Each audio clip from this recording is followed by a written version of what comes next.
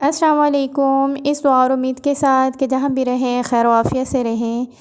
आज की वीडियो में मैं आपके साथ कुछ ऐसी टिप्स शेयर करने जा रही हूँ जो आपके लिए बहुत ज़्यादा कारआमद और यूज़फुल साबित होंगी। छुरी, चाकू और कैंची घर में यूजुअली इस्तेमाल तो होती है और इसका इस्तेमाल ज़्यादा होने की वजह से इसकी धार अक्सर ख़राब हो जाती है। बाज़ार में तेज़ करवाने के चक्कर में वक्त भी ज़ाया होता है और पैसे भी बर्बाद होते हैं। आज मैं आपको कुछ ऐसी टिप्स बताऊंगी कि आप इन टिप्स को फॉलो करके बआसानी घर में रहते हुए छुरी, चाकू या कैंची की धार को बहुत आसानी के साथ तेज़ कर सकते हैं। एक अदर टूथपेस्ट ले लें और छुरी जिसकी आपने धार बनानी है वो छुरी ले ली है। कोई सा भी टूथपेस्ट ले लें जो घर में रेगुलर आप यूज़ करते हैं। अब इस टूथपेस्ट को हमने इसकी धार वाली जगह पे दोनों अतराफ़ पे लगा देना है। चाहे तो आप पूरी छुरी पे भी लगा सकते हैं। लगाने के बाद इसको 10 मिनट के लिए रख दें। उसके बाद एक चीनी का कप या मग ले लें और उसको उल्टी साइड कर दें उसकी।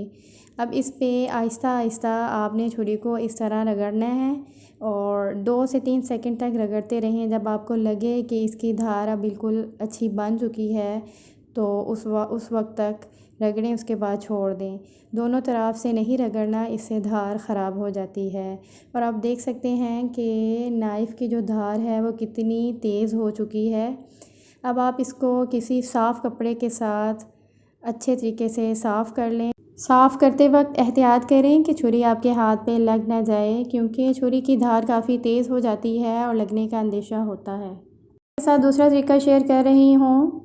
चूल्हा ऑन कर दें और इसके ऊपर आपने जिस छुरी की धार बनानी है उसको तकरीबन 2 सेकंड तक दोनों साइड से आपने गर्म कर लेना है। उसके बाद इसी तरह मग को ही उल्टी साइड रख के उसके ऊपर छुरी को इस तरह रगड़ना है और इतनी देर तक करना है। 2 से 3 सेकंड लगेंगे रगड़ना है ताकि उसकी जो धार है वो तेज़ हो जाए और अच्छे तरीके से बन जाए।